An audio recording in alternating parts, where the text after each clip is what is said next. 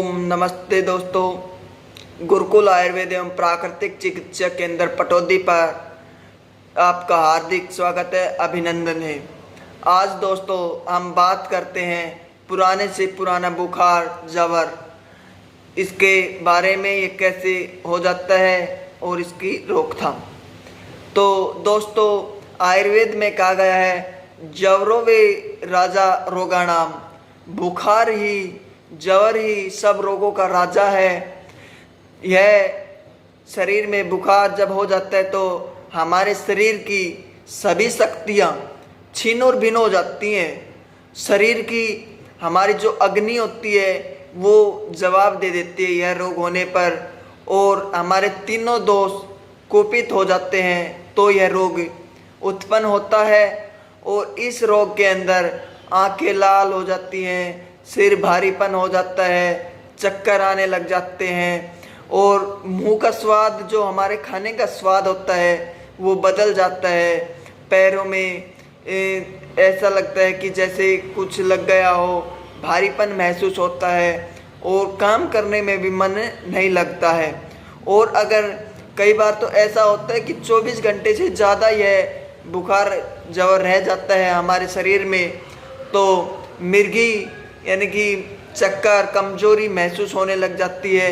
और अंत इसमें हमें अच्छे से अच्छी रोकथाम करनी चाहिए, और अन्यथा यह रोग मृत्यु तक, प्राण तक भी ले जा सकता है। यह इतना भयंकर रोग होता है। और आज के समय में तो अभी जो मौसम चल रहा है इसमें तो डेंगू व कालज्वर में तो उल्टियाँ भी आनी शुरू हो जाती हैं। और अगर ये हमें हो जाता है तो हमें अच्छे से अच्छे वैद्यों से परामर्श लेना चाहिए, या प्राकृतिक चिकित्सा शरीर के शोधन से भी हमें इसको ठीक कर लेना चाहिए दोस्तों। तो इसके उपचार मैं आपको कुछ बताता हूँ जिसको आप घर पर भी कर सकते हैं। तो नंबर 1 पर है दोस्तों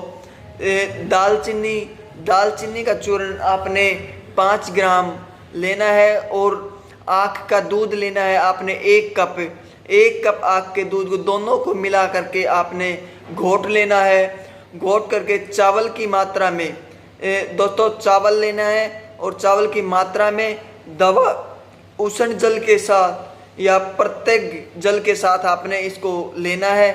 नंबर 2 पर दोस्तों गिलोय 5 ग्राम आपने गिलोय लेनी है। गिलोय आप समझते हो जिसको आयुर्वेद में अमृता कहा गया है, और ये त्रिदोष नाशक भी होती है, जिसको हम एलोपैथी के अंदर पीसीएम जैसे पैरासिटामोल वो एंटीबायोटिक होती है सभी में लगा करके देते हैं। ऐसे ही आयुर्वेद के अंदर अमृता, गिलोय को अमृता कहा गया है, और यह सब रोगों को नष्ट करने में हमारी मदद करती है। रोग प्रतिरोधक क्षमता को भी यह बढ़ाती है। तो 5 ग्राम हमें गिलोय का लेनी है, और 5 ग्राम नीम की छाल लेनी है दोस्तों, और 200 ग्राम पानी में उबाल करके, और 50 ग्राम रहने पर इसको छान करके आपने पीना है। ऐसा अपने दिन में 3 से 4 बार करना होगा, तो हम बहुत ही जल्दी बुखार से निजात पा सकते हैं। नंबर 3 पर आता है दोस्तों सौंठ का चूर्ण। सौंठ के चूर्ण को 3-3 ग्राम की मात्रा में आपने दिन में 3 बार शहद में मिला करके चाटना है, तो भी हम इसकी रोकथाम कर सकते हैं। नंबर 4 पर दोस्तों गिलोय है। गिलोय को 60 ग्राम कूट लेना है साए को, और 100 ग्राम पानी में भिगो करके सवेरे छान करके पिलाना है आपने, तो भी हमें हमारी रोग प्रतिरोधक क्षमता भी बढ़ेगी और बुखार से भी हम निजात पा सकते हैं। और नंबर 5 पर आता है दोस्तों तुलसी के 10 से 12 पत्ते लेने हैं हमें, और 5 ग्राम अदरक का रस लेना है, और 5 ग्राम शहद मिला करके इसको हमें चाटना है दिन में 3 बार, तो भी हम बहुत जल्दी ठीक हो सकते हैं।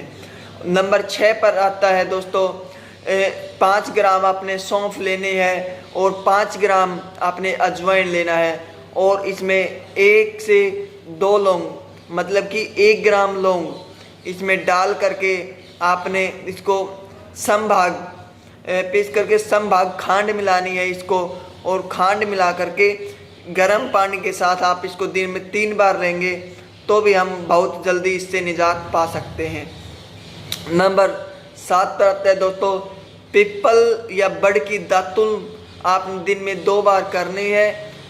सुबह खाली पेट करेंगे तो भी हमें इससे बहुत जल्दी लाभ मिलता है। नंबर 7 पर आते हैं दोस्तों, 50 ग्राम पानी में आधा नींबू का रस निचोड़ करके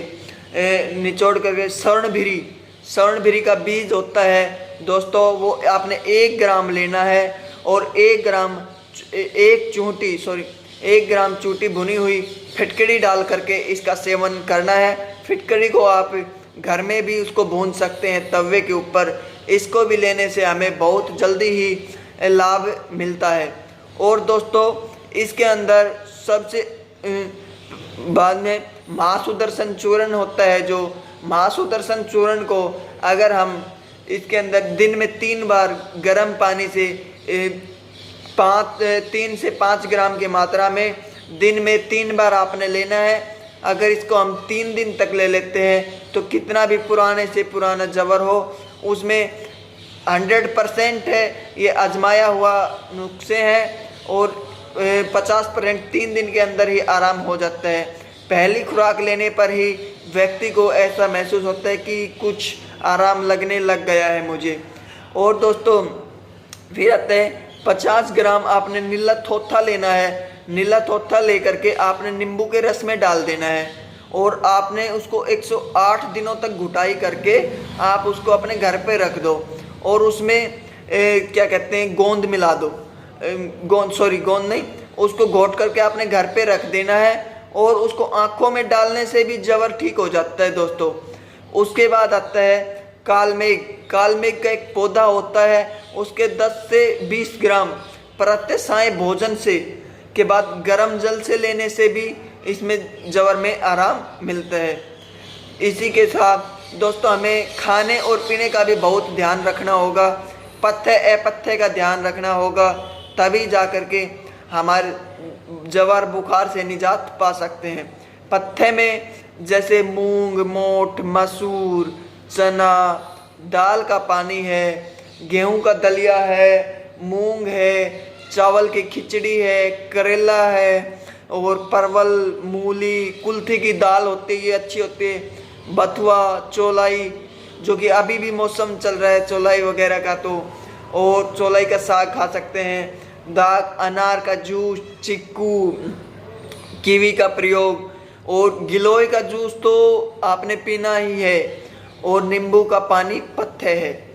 ये आप इन चीज़ों का सेवन करें।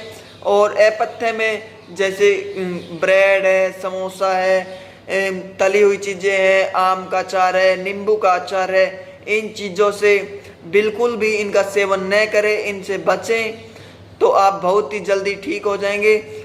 ओम नमस्ते दोस्तों। हमारे हरिद्वार से आने वाले वैद्य जी से मिलने के लिए प्रत्येक शनिवार को सुबह 8 बजे से दोपहर 2 बजे तक कभी भी मिल सकते। गुरुकुल आयुर्वेद एवं प्राकृतिक चिकित्सा केंद्र पटौदी पर आपका हार्दिक स्वागत है, अभिनंदन है दोस्तों। ओम नमस्ते।